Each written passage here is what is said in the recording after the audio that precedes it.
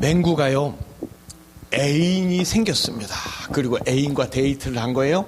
영화를 보고 저녁을 먹고 그리고 멋진 야경을 보면서 그때 애인이 맹구한테 얘기합니다. 맹구씨, 이제는 저 맹구씨 없으면 하루도 못 살겠어요.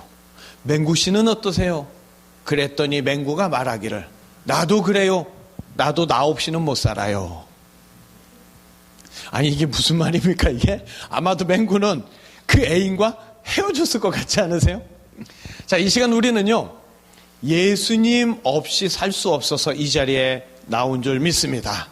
어떤 죄가 있어도 다 용서해 주시고 다 용납해 주시는 예수님을 더 깊이 만나시고 예수님께 감사하는 말씀의 시간 되시기를 예수님의 이름으로 축복합니다. 자, 몇 년 전 한동안 사회에서 이슈가 되었던 말이 있어요. 바로 미투입니다.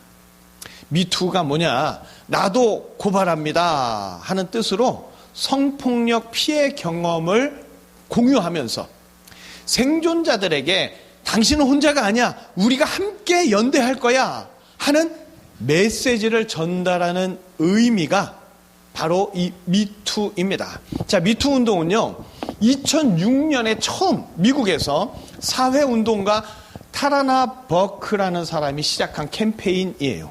그리고 본격적으로 시작된 건 2017년 헐리우드의 유명 제작자인 하비 와인스타인의 성폭력 스캔들을 계기로 본격적으로 확산이 되었습니다.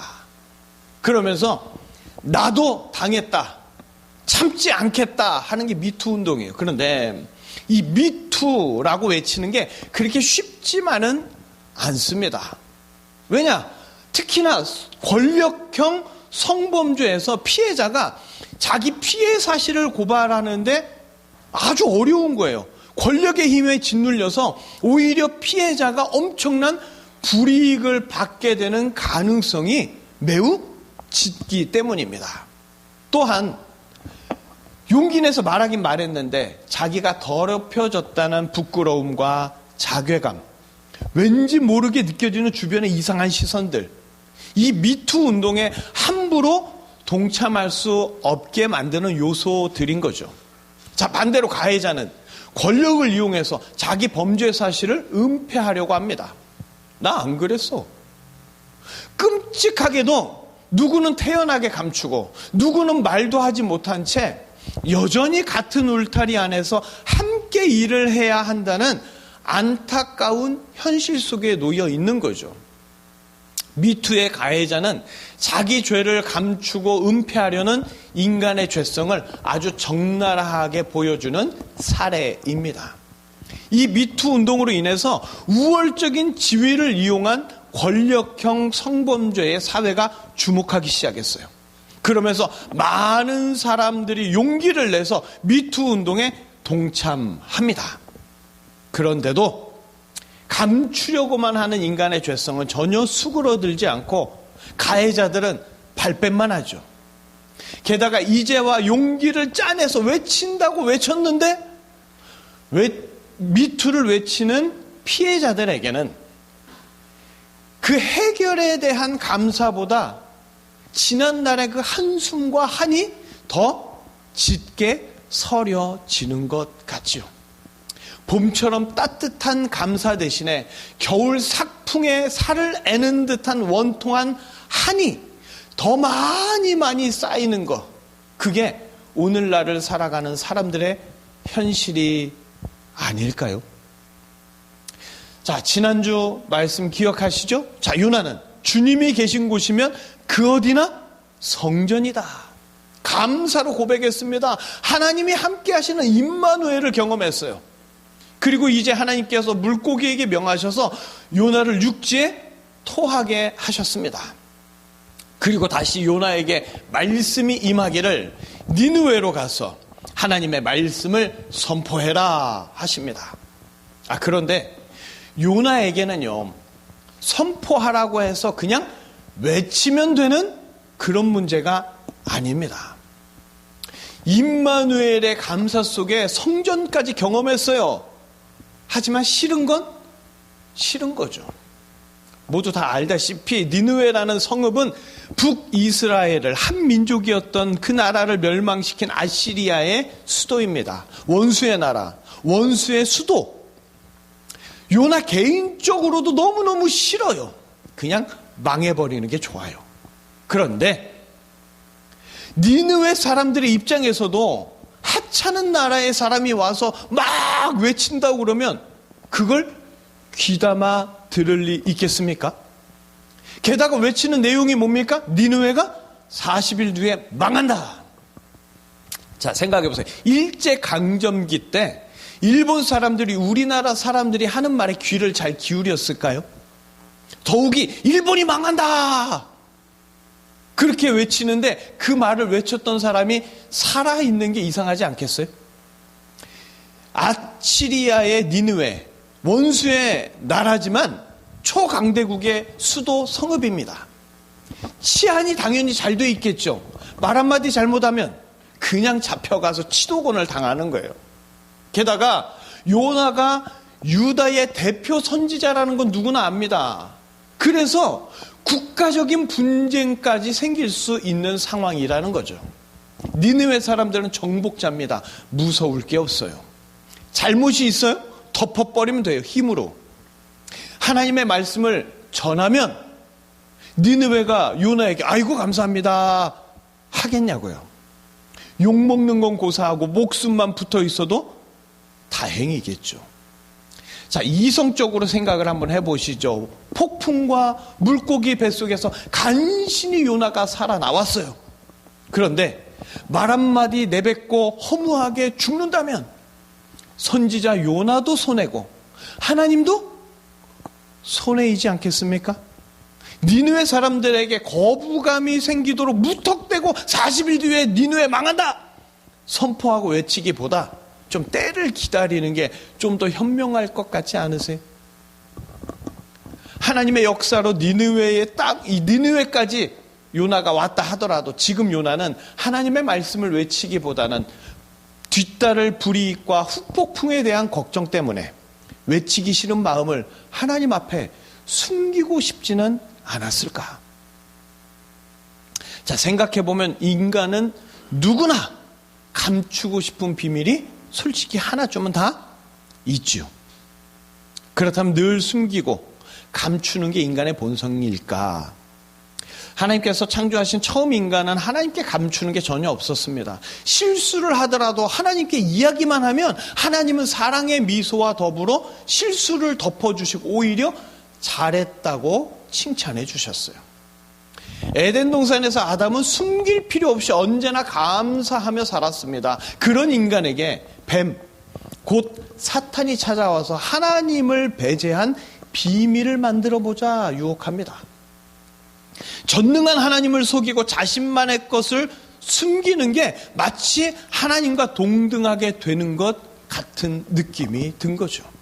그렇게 인간은요, 선악과에 손을 대며 타락의 길로 갔습니다.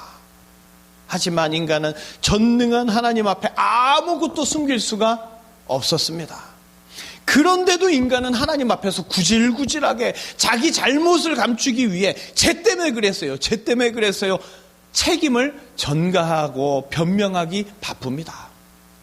그리고 이제 타락한 인간은 감추는 인생을 살아갑니다. 가해자는 보복을 빌미로 협박과 위협으로 더 감추고, 피해자는 남복이 부끄럽고 후환이 두려워서 또 숨기고 감추고 계속해서 뭔가를 덮지만 언제라도 드러날까 불안해하면서 타락한 인간의 삶 속에서는 감사라는 단어가 까마득하게 사라져 버렸습니다.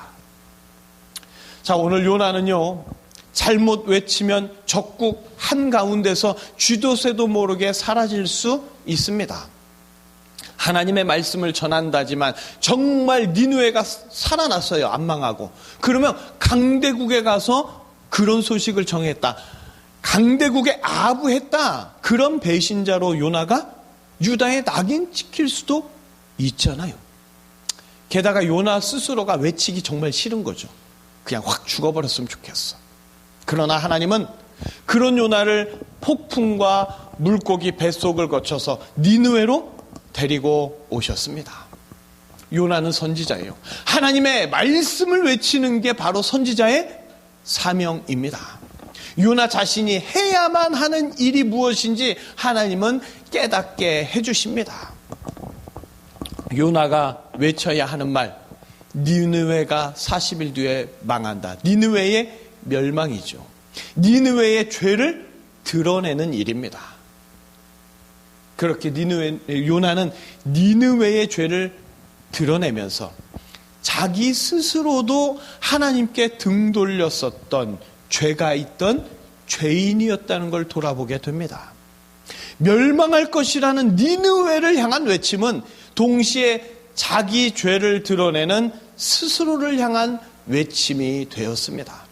하나님은 이러한 요나에게 머뭇거리는 자녀를 뒤에서 격려하는 부모처럼 요나가 혼자가 아니라는 것을 알게 하시고 자기 사명을 다하여 외치도록 뒤에서 든든하게 도와주셨기에 요나가 외치게 된 줄 믿습니다. 예수님도 이 땅에 오셔서 외치는 삶을 사셨어요. 스스로 죄인임을 드러내는 자들에게는 구원자가 왔다고 외쳐주시고 자기 죄를 감추려는 자들에게는 그들의 악한 생각을 드러내시면서 지적해 주시고 그게 죄다 알려주시며 외치셨습니다. 예수님은 인간들의 죄를 외치며 정확하게 밝혀주셨어요. 마태복음 9장 4절을 우리 함께 읽어보겠습니다. 우리 함께 읽어보실까요? 예수께서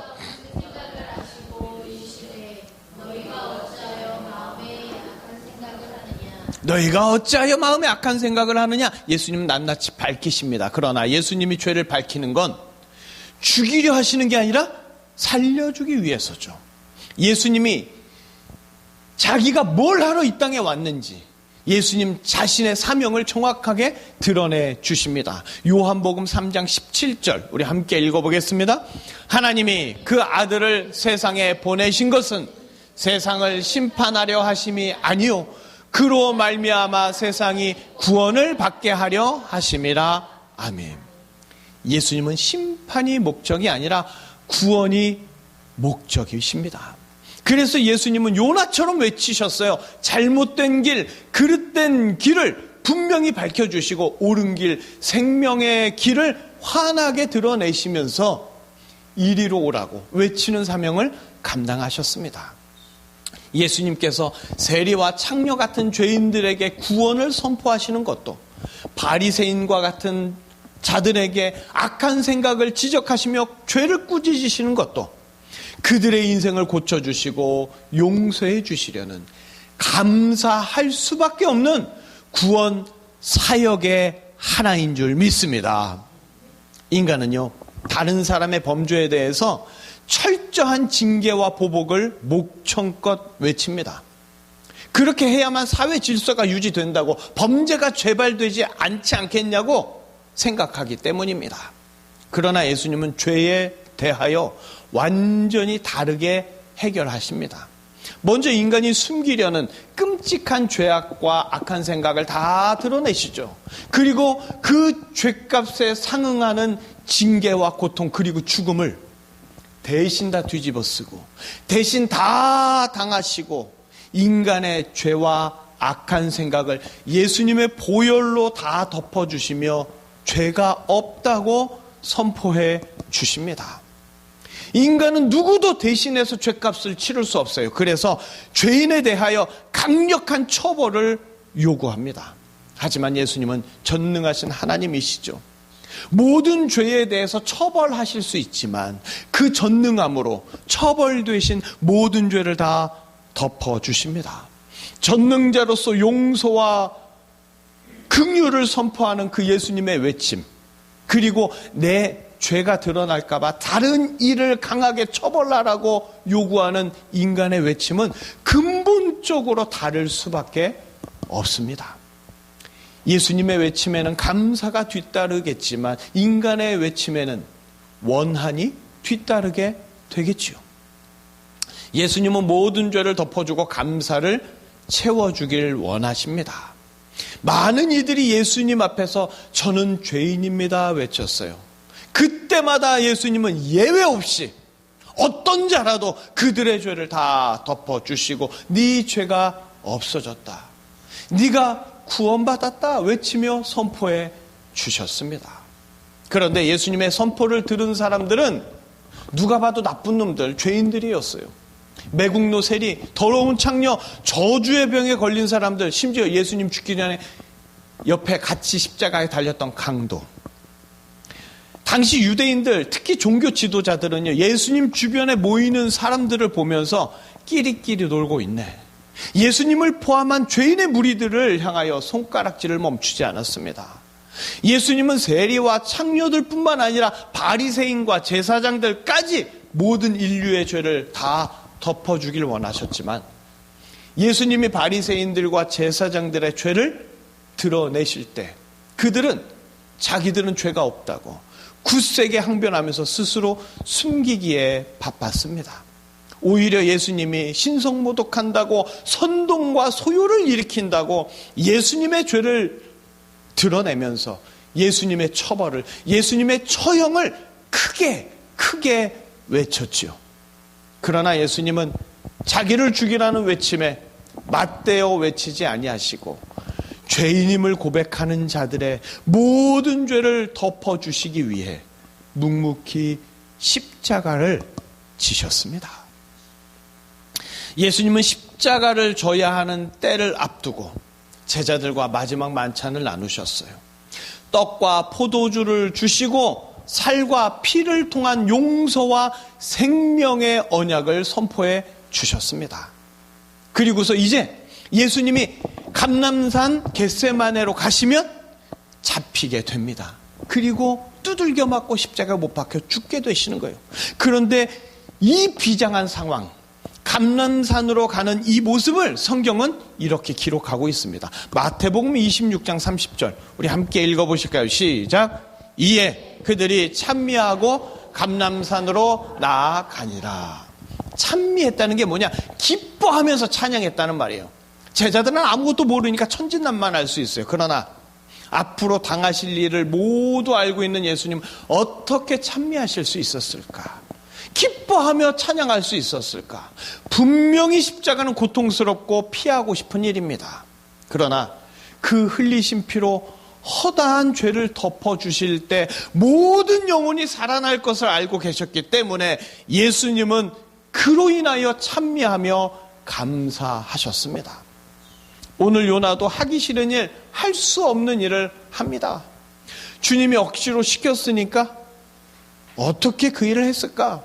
요나는요, 니느웨를 향하여 외치는 동시에 자신 역시 하나님 앞에 죄 때문에 망해야 하고 죽어야 하는 존재지만 하나님 앞에 죄인임을 외칠 때 모든 죄를 덮어주시는 오실 구원자의 사랑을 알게 되었기 때문에 원수의 나라에 가서 요나는 외칠 수 있었습니다.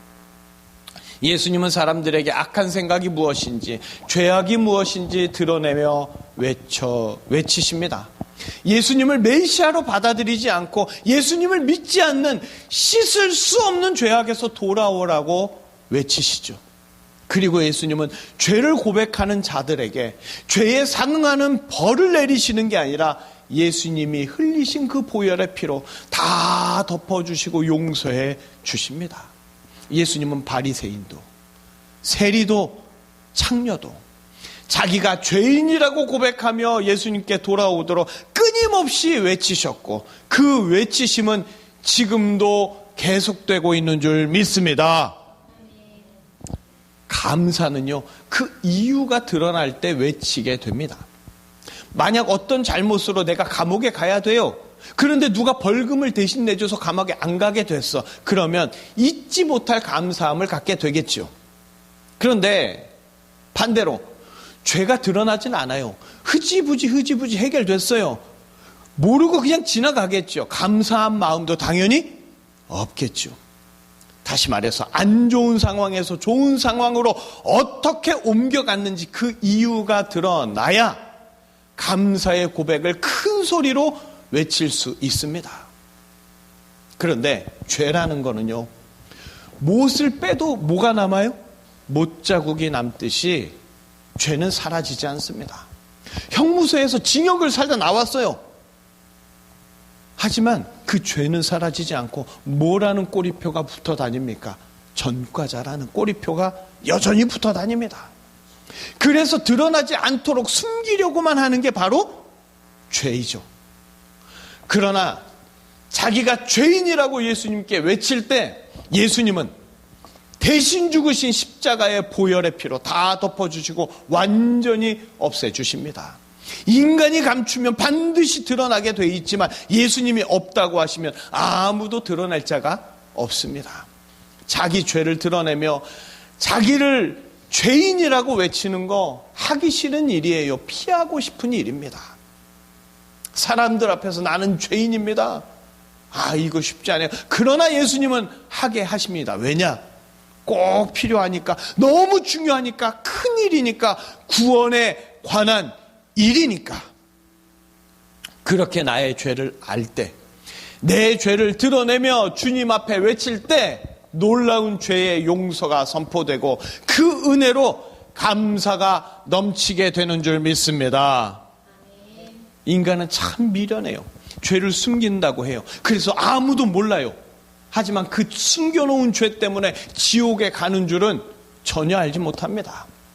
그런데 하나님 아버지는 인간들의 모든 죄를 꿰뚫어 보시는데도 심판과 형벌 대신에 자비와 사랑으로 예수님을 보내십니다. 하나님의 아들 예수님은 인간의 모든 죄를 다 아시죠. 그래서 뭐가 잘못한 건지 뭐가 죄인지 외치며 다 드러내십니다. 감추고 숨기는 것이 본능처럼 반응하는 게 인간이지만 용기 내요. 하나님이 보내신 예수님 앞에서 그 죄를 자복하기만 하면 허다한 죄를 예수님의 피로 다 덮도록 역사해 주십니다. 인간이 죄의 주체예요. 어쩔 수 없이 죄 짓는 건 없습니다. 인간은 도무지 의의가 없어요. 그런데 예수님을 통해서 모든 죄를 덮어주시고 의인이라고 칭해 주십니다. 구원받을 자격이 없는 자를 구원받을 자로 만들어주시는 사상 초유의 이 사건, 눈물의 감동으로 깊게 새길 수밖에 없고 감사를 외치지 않을 수 없는 놀라운 사랑의 사건인 줄 믿습니다. 자, 요나는요 정말 하기 싫은 일, 잘못하면 죽을 수도 있는 일을 떠안았습니다.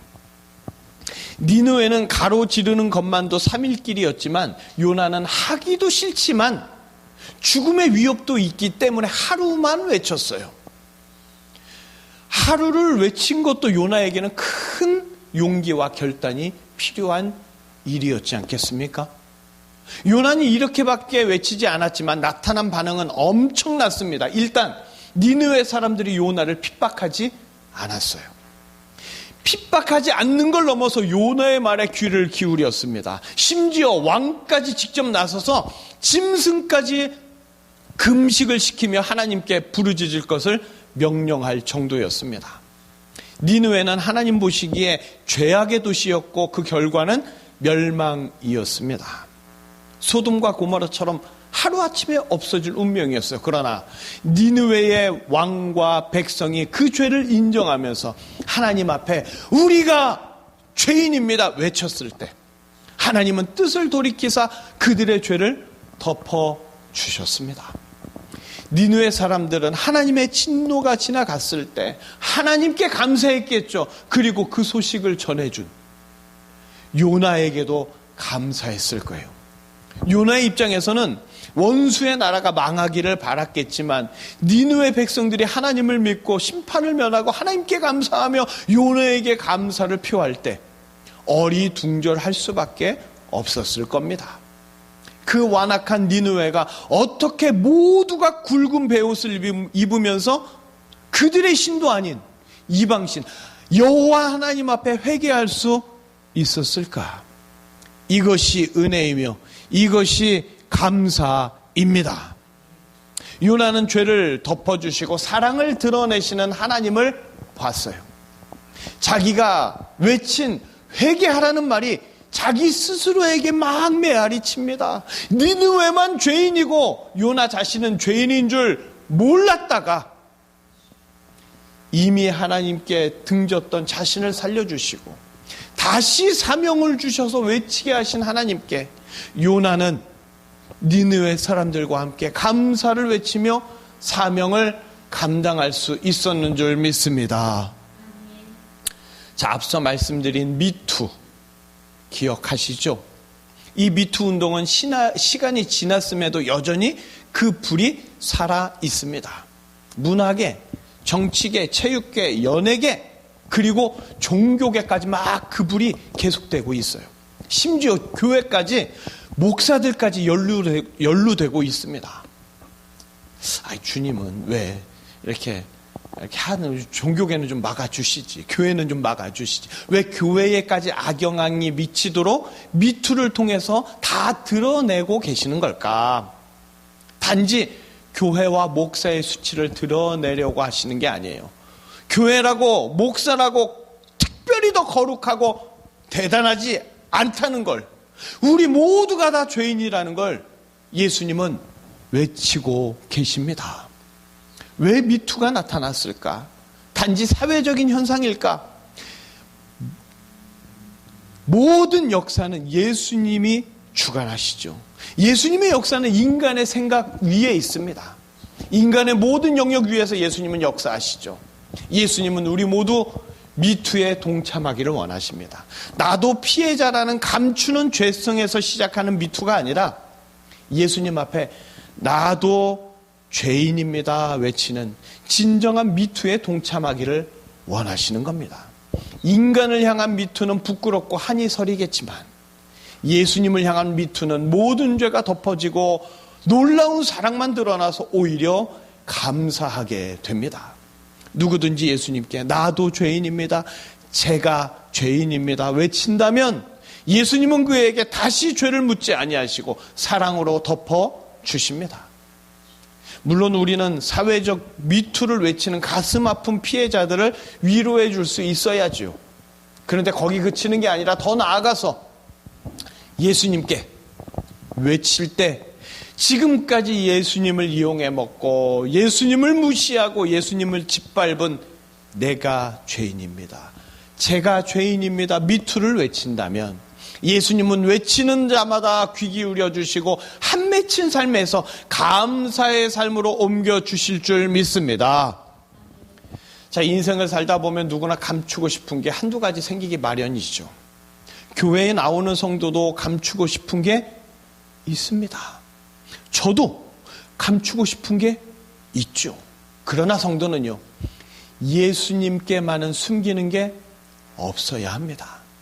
성도의 삶이 예수님께 다 드러날 때 창피할 것 같지만 오히려 감사가 넘치게 됩니다. 성도는 세상에서 힘으로 큰 소리 치는 자가 아니에요. 세상에서는 큰 소리 못 내도 예수님께 나와서 제가 죄인입니다 목 놓아 외치게 되면 예수님은 그런 성도를 세상에서 가장 사랑받는 자, 가장 감사하는 자로 바꿔주십니다. 예수님은 약속해 주십니다. 히브리서 8장 12절 우리 함께 읽어보실까요? 내가 그들의 불의를 긍휼히 여기고 그들의 죄를 다시 기억하지 아니하리라 하셨느니라. 아멘. 이 약속을 믿는 성도는 예수님 앞에 감추는 것 없이 자기 죄를 다 드러내어도 전부 용서받겠지만 이 약속을 믿지 않으면 숨기고 감추다가 자기는 당당하다고 그렇게 외치다가 그 당당함으로 지옥에 들어갑니다. 예수님께 제가 죄인입니다 외치는 자, 그가 바로 성도인 줄 믿습니다. 미투 운동은 참 바람직한 캠페인이에요. 그러나 안타깝게도 그 한계가 여실히 드러납니다. 이미 당한 피해자들은요, 어떤 보상으로도 그 마음까지 보상이 되겠어요? 이후에 다른 피해자가 생기지 않도록 미투가 계속되어져야 한다지만 여전히 검은 손길은 피해자를 만들어내죠. 우리는 단지 사회의 한 현상으로만 미투 운동을 봐서는 안 됩니다. 성경은 예수님의 드러내시는 사역을 계속해서 말하고 있어요. 그리고 죄를 드러내어 예수님께 고백하는 자는 보혈의 피로 다 덮어주신다고 계속해서 약속하고 있습니다. 이제 우리는 조금 다른 의미의 예수님을 향한 미투 운동을 계속해야 합니다. 이 미투 운동은 한계가 없고 창피함이 없고 내가 받을 불이익이 없어요.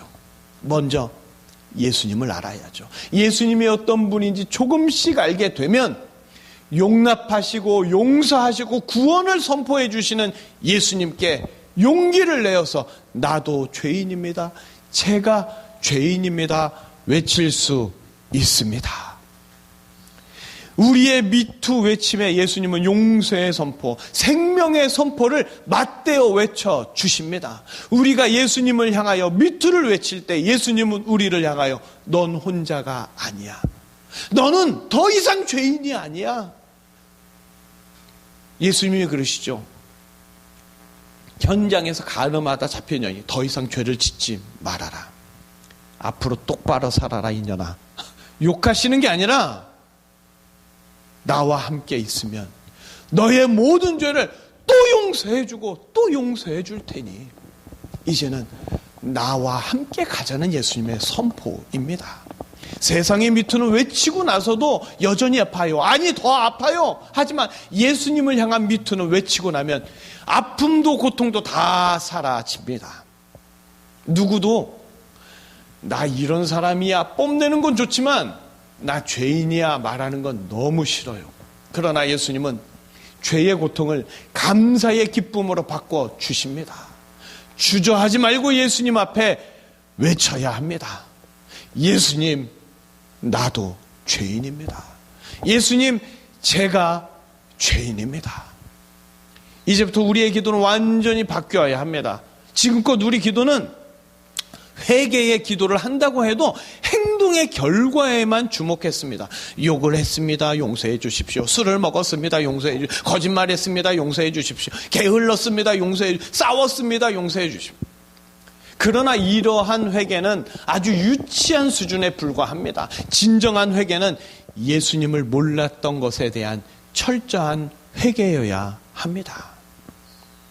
예수님이 어떤 분인 줄 전혀 몰랐기 때문에 우리는 그 앞에서 숨기려고 했고 감추려고 했고 오히려 예수님 앞에 떳떳하고 당당하려고 했습니다. 신앙의 연수가 길어질수록 예수님을 잘 안다는 심한 착각에 빠져서 이만하면 잘 살았으니까 어서 복 주시옵소서 당당하고 떳떳하게 행세했습니다. 우리는 스스로 의로워질 수 없고 스스로 구원할 수 없어요. 예수님 앞에 떳떳한 사람 치고 천국에 들어가 있는 사람 아무도 없습니다.